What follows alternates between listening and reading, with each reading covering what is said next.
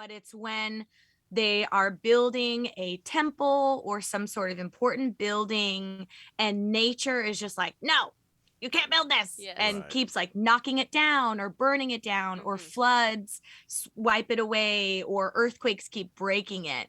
So they believed that the gods of nature are just super pissed, so they need to be appeased. Seems like it. Yeah, exactly.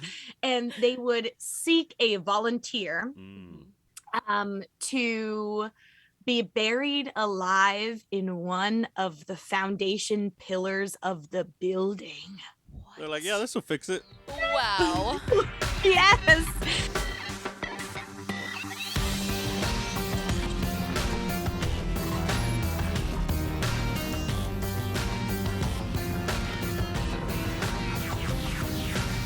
Hello everyone and welcome to the CayVin Universe. Whether you are new or returning, make sure you hit like and subscribe down below. Also, don't forget to follow us on social media. We are at CayVin Universe on all platforms. That is including Instagram, Twitter, TikTok, even Facebook. Also, don't forget we have our link down below for our Patreon. Some never before seen stuff, I guess you can say.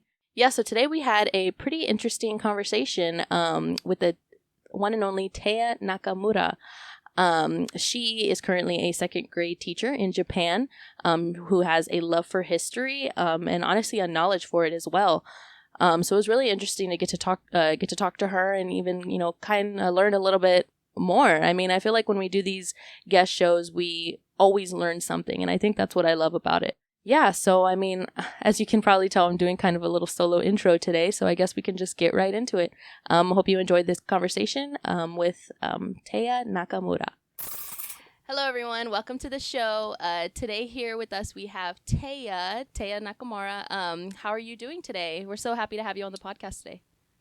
I am so happy to be talking to you guys, sipping my coffee. It's a beautiful Sunday morning, so yes, I'm ready to talk about history. Yes, of course. Oh gosh, yeah, we're so excited for that as well. Yes. So Tehya, for our listeners, Tehya is actually in near Hiroshima, right, in Japan. Yes. Yes. So maybe if you just want to start off, tell us like a little bit what life is like there. Yeah, like how did that come about, right? Yeah. Because that's super interesting. Coming from Texas, it's a crazy story because I not originally, my dad was in the military, moved around a lot, and I was in Idaho for university. I did my first year of teaching there, and I was like, no, I gotta leave the States. And I Googled how to teach in other countries, and I found a job in Japan.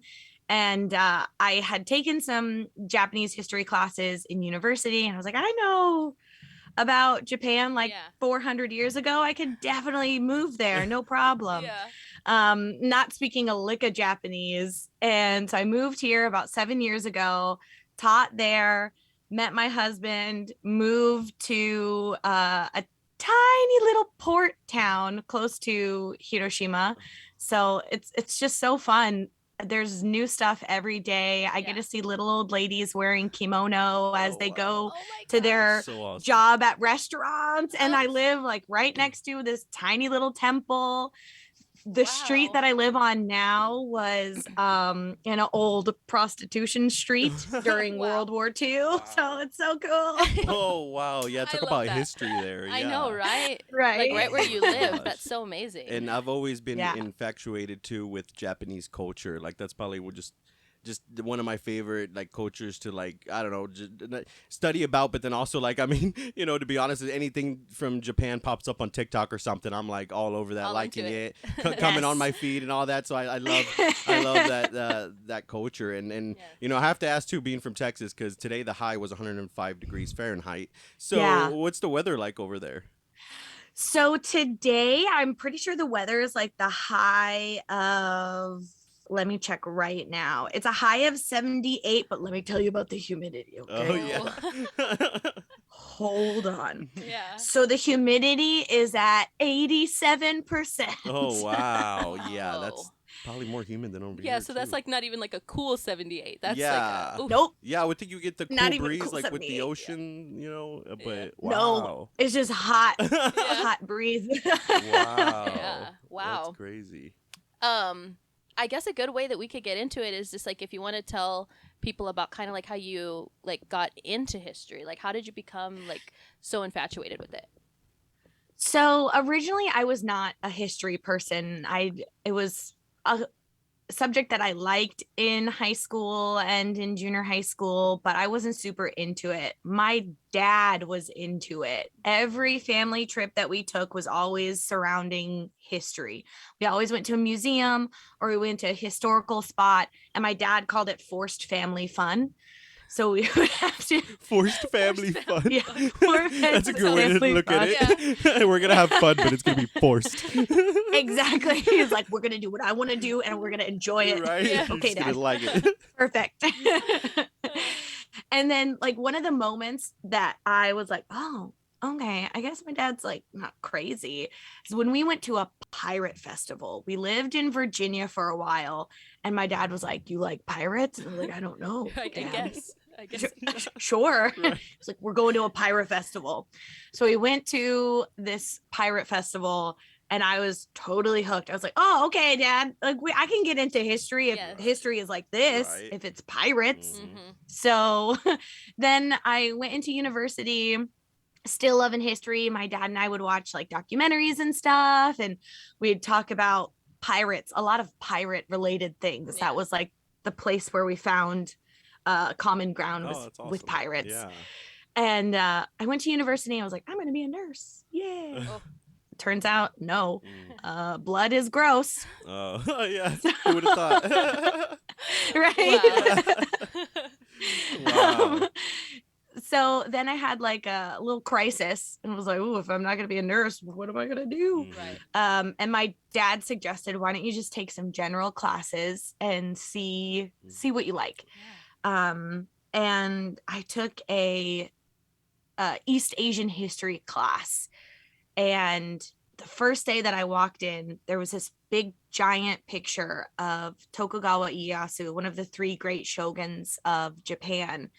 And he looked so cool in his robes, just like sitting there, real grumpy. And my professor, Dr. Woods, shout out to Dr. Woods, just introduced me to East Asian history. And I was like, oh, I really like this. Yeah. And I went and I changed my major that very day. Oh, Wow. So you essentially have like your dad to thank for your passion. Truly though. Wow. Well, Yeah. that's so interesting. It was in there, and then you just needed to be shown the right things, like the pirates and East. You said East Asian history to kind of like awaken that, and that's Exactly. That's awesome. You see, because I think like because I kind of went through that too, like, you know, not like I guess every kid doesn't like history because they just see it as a part of school, and you're just like, But then like I feel like the older you get, the more interested you are in like, wait, what happened? Like, what were they up to? Like, whoa, Yeah. like Yes. that's insane. Exactly. Yeah. So, Wow. and then so like I wanted to speak to like one thing that really stood out to me is the story of the woman samurai.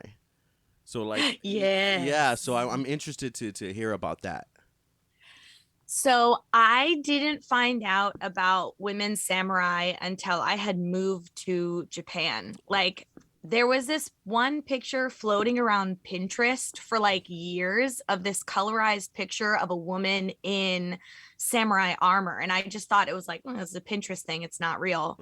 Oh, okay. And then I was speaking at my previous school, I was speaking with one of the PE teachers there.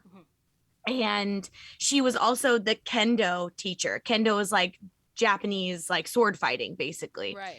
And she was like, you should definitely get into this. It's great. You'll learn more Japanese, you'll have fun. And she loves history too. She was like, oh, and you can be like a Japanese onabu geisha. And I was like, what? What is that? Yeah. She was like, oh, like women samurai. I was like, whoa. Hold on. There were women samurai. She was like, oh yeah. Whoa. And so we went through like my high school students' textbooks, and we found 1 or 2 of the they're called onabu geisha, the women samurai, and I was absolutely hooked. Wow. So it's just like from then, wow, that's so crazy. how like, and Yeah. it seems like this, like everything happens for a reason. So it's like, I know. Right. if you if you would have never been exposed to these things, then or shown, taught these things, then who knows? That's so Right. crazy. Dang. I the know, women it is so samurai. crazy.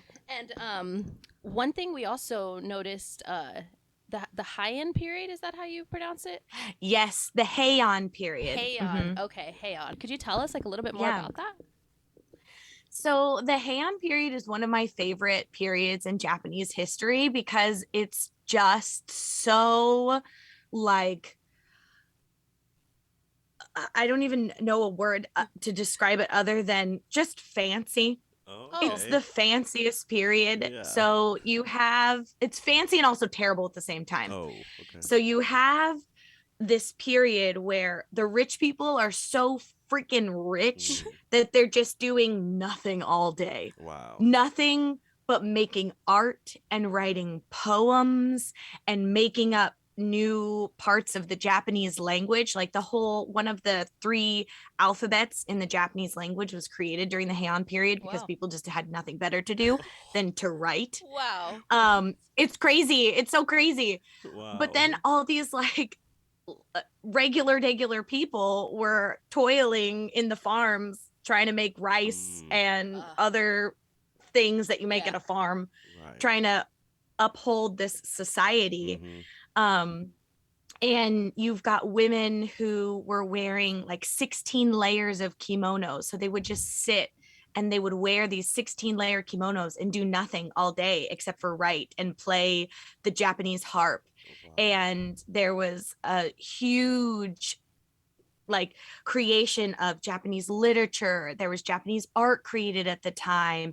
And then you have the regular people who were doing so much like farming innovation and making all new types of rice and farming techniques and technology and stuff like that.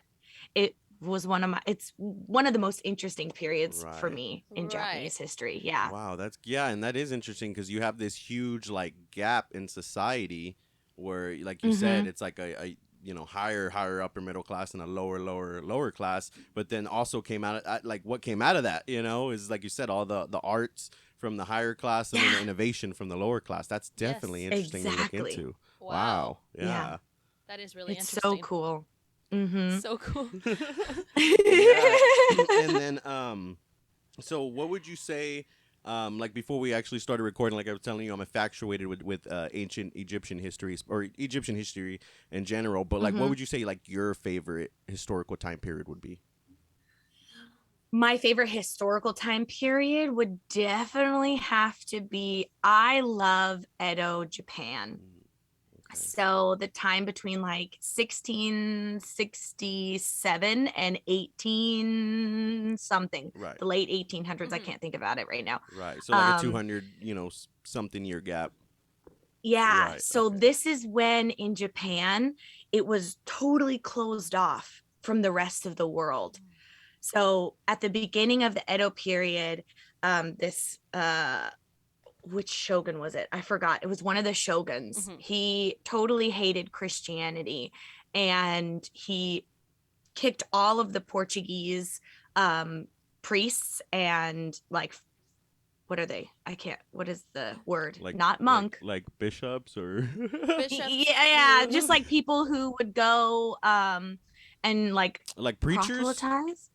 Like preachers, I guess. Yeah, preachers. Okay. Yeah, I'm not really too familiar with that either. Me either. I forgot the word. Yeah. It was like the Pope. So he kicked. Yeah, the Pope. The Pope was in Japan. Yeah, he was kicked the there. Pope out of Japan. Jogo was like, GTFO, get out of here. We're done with you.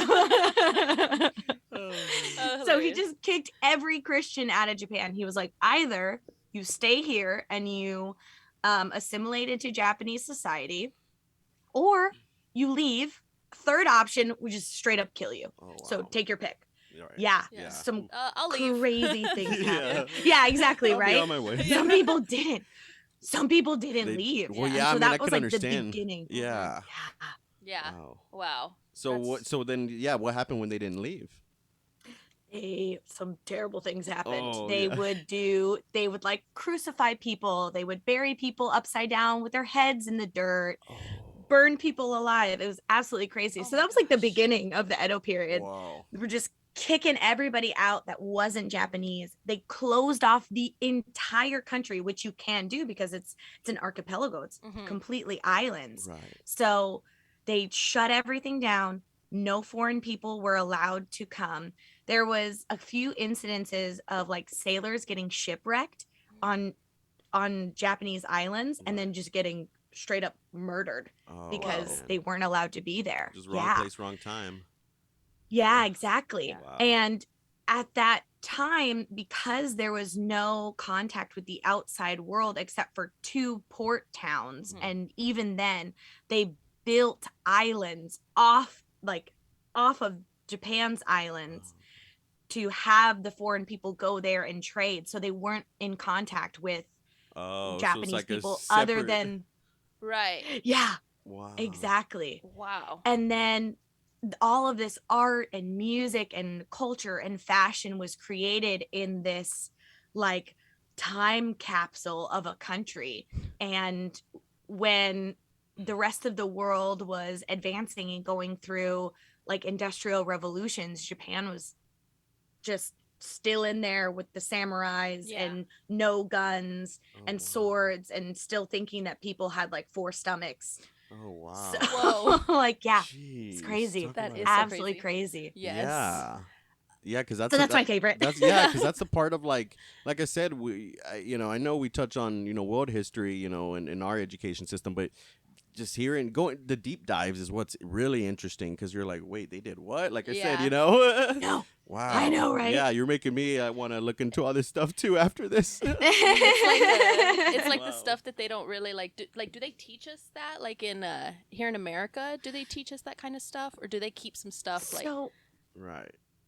I was a world history teacher when I lived in Idaho, and we briefly covered Japanese history, but it was like, I think it was like 6 weeks to cover from the Jomon period, which is like prehistory, all the way to like the Meiji Restoration and right before World War II. So 6 weeks to cover like thousands of years of history. You're gonna miss some stuff. Right. Yeah, it's like that was in like the Idaho curriculum, so I don't know about other states. Right. No, it's I'm sure with pretty much everywhere, like the Roman Empire, you try to study you can't study the Roman Empire even in 6 weeks. Like that's just it's huge. Like, so it's really just all about like getting into it. And that's the thing too, I've always liked that maybe what got me into history too as I got older is having those teachers. You can tell when a teacher is, phoning it in or a teacher's like really passionate. And that's when I had a world history teacher. And I think when I was a junior in high school that really like, I can just tell the way he talked about history, how much he was into it made me want to be into it more. So that's definitely important. Yes. So important to have that connection. Right. Wow. That's like my mantra is nobody hates history. You just have had bad teachers. Right. Wow. Yes. See, that's a good way to look at it. Yeah, that's probably the most accurate way. You mentioned earlier when you asked, he asked like what happens if they didn't leave, and you mentioned like there was a couple of things they would do: bury their heads in the sand upside down, and like I don't. I'm like trying not to be weird asking this, but is there like any other like weird thing, like not weird, but like torture type that you would see is like super crazy? Like, because to me, like she's interested in knowing about that. Yeah, the torture. She's the type that watches all those documentaries. All the creepy shit. Yeah, so I don't want to sound crazy asking this, but I'm infatuated. No, you're not crazy because it's so interesting. Yes. Okay, so the thing that pops into my head, it doesn't have to do with the torturing of the priests and the Christian priests, but it has to do with one of my like plethora of favorite Japanese things, is called yokai. So yokai are like ghosts and demons and all spooky things in Japan. And there is a yokai that comes from a tradition. I forgot what the name of it is, but it's when they are building a temple or some sort of important building and nature is just like, no, you can't build this, and keeps like knocking it down or burning it down, or floods wipe it away, or earthquakes keep breaking it. So they believed that the gods of nature are just super pissed, so they need to be appeased. Seems like it. Yeah, exactly. And they would seek a volunteer to be buried alive in one of the foundation pillars of the building. They're like, yeah, this will fix it. Wow. Yes. Yeah. And I'm sure you're like, why would anybody volunteer for this? Right. But the incentives for your family to do it were like banana sandwich. So there's one really famous story of this mom who was like a single mom. Her husband had died, and her kids were like, she didn't have enough food to feed them. They didn't have any education. And so the priests were like, if you volunteer, we will take care of your children. And she was like, all right. Yeah. I will volunteer as tribute. I will Katniss Everdeen this shit, and I will go into this place. So wow. Yeah, exactly. Right. And she went in to the pillar, buried alive. It's like this whole ceremony, this elaborate ceremony. And then the priests didn't honor their side of the bargain. Oh no. My gosh. That's messed up. Oh yes. That's messed right. So the building didn't fall down, but it would, like, the walls would leak water, and it just, things would be covered in water all the time. And another one of the priests was like, oh no, this is the mother crying Right, yes. because her kids aren't being taken care of. Yep. And so it was just, things were getting moldy and decaying, and there was just water everywhere. And so what they did was then they were like, I'm so sorry. And they did another ceremony to appease the lady who went into the pillar. And then they made her kids like higher rank, and they gave them food and money and education and stuff like that. And it totally stopped after that. That's like the legend. Wow. Isn't that crazy? Yes. Yeah, because like I know, we can sit here and joke about like, oh, they really thought that would fix it, but then the fact that it occurred in that way, it makes you really think like, maybe something is going on there. Exactly. Yeah, so that's, it's so interesting. That is. Yeah. Wow. Yeah, you just mind blown over here. You just blew my mind over here. Right. Yeah. Wow, that's crazy. And you cover a lot of this, a lot of history too on your podcast. Can you explain too, like what your podcast name, of course, and then what how it goes about? Yeah. The flow. So my podcast is For the Love of History, and it's what I call a pandemic podcast. There's a lot of podcasts that popped up during the pandemic. Mine is right. Yeah. We're a pandemic podcast. Yeah, pandemic podcast. Yeah, we started a community. Yeah. Right. So I started it, and it was mostly because like my friends and my husband, my boyfriend at the time, was like, Tehya, we cannot listen to you talk about these things anymore. We love you so much, but you need to stop. Right. Okay. Yeah. So I had all this extra time on my hands, and I decided, why not start a podcast? Right. And I wanted to talk about things that people usually don't talk about. Like, my tagline is world history, women's history, and weird history. That's what I talk about. Because there's a lot of podcasts that are exclusively women's history, or there's a lot of podcasts that are exclusively dark history, or there's podcasts that are only crazy weird history. Right. I want to talk about everything. Right. Yeah. That's what makes you unique. Because it's all cool. Yeah, no, Thank it you. is. Yeah. And then wow, yeah. Pandemic podcast, it's still in my head. Yeah.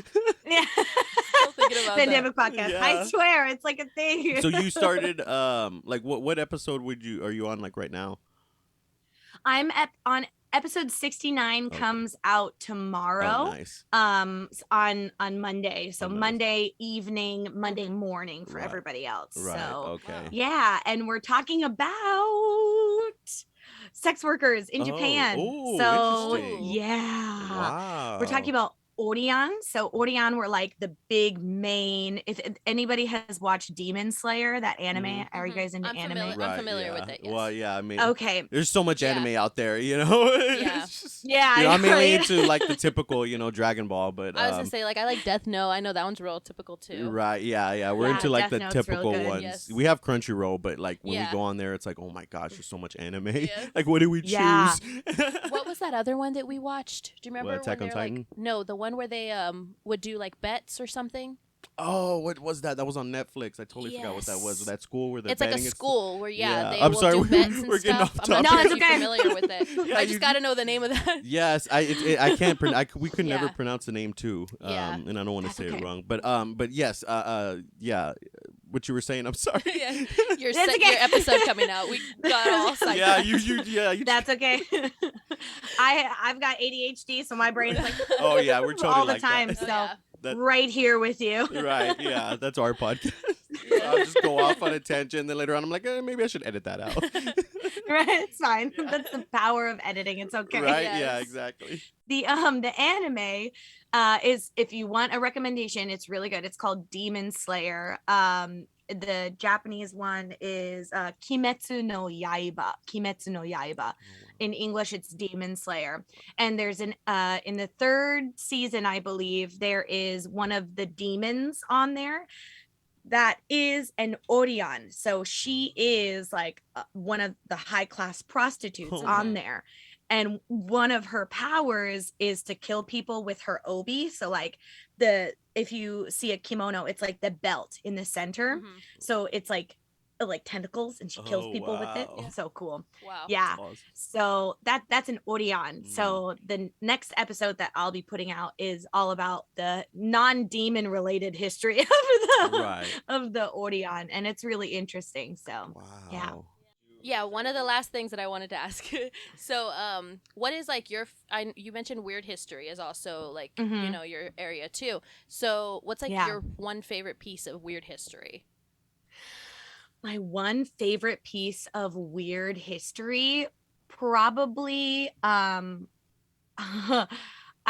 got two, but I'll just go with the first one. Is the Salem tomato trials. So there I'm was sorry, that just I sounds know funny. that was a funny name.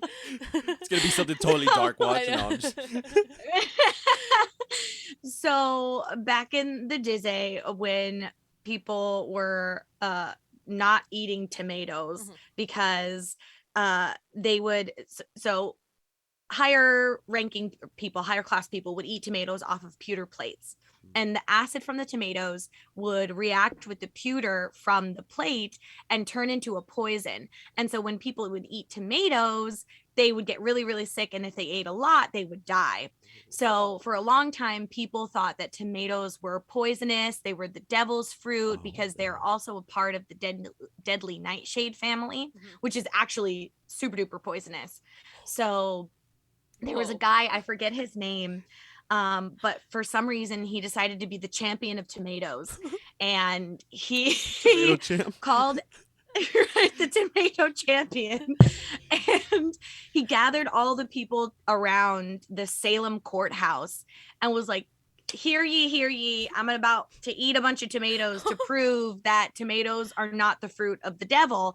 And he ate an entire basket, a whole bushel of tomatoes, and God didn't strike him down and he didn't die. And so from that point on, people were like, all right, tomatoes are fine. Exactly. They just brushed it off like nothing. Well, yeah, because they had a basket, not that pewter plate, and you love tomatoes. So I know. love tomatoes. I'm gonna anytime I eat tomatoes now, I'm gonna think of the Salem tomato trial. Yep, the Salem tomato trials. So that's one of my favorite weird history things. Yeah. Wow. That's so awesome. I had such a great conversation. Yes, and then did. one Me too, thank you. One last question I had, just in general life in Japan, like what's your favorite like dish or like something like type of food there to just go out and get? Oh, okay. So if you're ever in Japan, you need to have zaru soba and tempura. So zaru soba is soba noodles, buckwheat noodles, and they're cold, and you dip them in a cold soy sauce, wasabi, like soup. You dip them in and you eat it, and it's cold. It's like the perfect summertime food. And then on the side you can have tempura, like the fried vegetables and shrimp and things like that. So you definitely need to try that. And then after, for dessert, you need to have kakigori with condensed milk on it, and it is so good.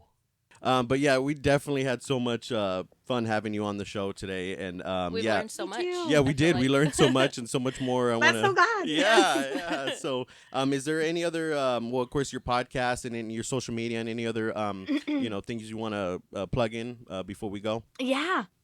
So if you want to continue this journey of weird history, women's history, and world history, you can listen to my podcast, For the Love of History, on any podcast platform.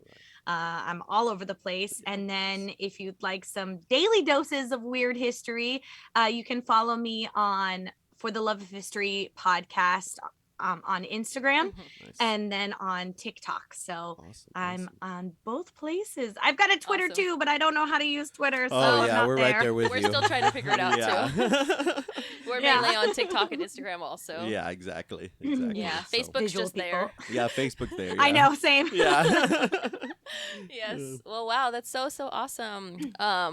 Well, I mean, I hope you have a great rest of the day. Oh, yeah. I know we talked about it. you. We talked about it in the beginning. It's 10 a.m. Well, what, almost 10:30, 11 now. So, you still have a whole day ahead of you. And over here, it's like Whole almost day. 9 at night. Yeah, sun's 9 almost PM. down. Oh, man. Yes. Yes. But that's awesome. Well, you guys have a great night, and I will have a great day. Okay. All right, Yes, all right, perfect. And well. hopefully we can have you back on soon. It's Yeah. awesome. Yeah, of course. I would love it. All Okay, right. We'll talk perfect. to you next time. All right. Okay, bye.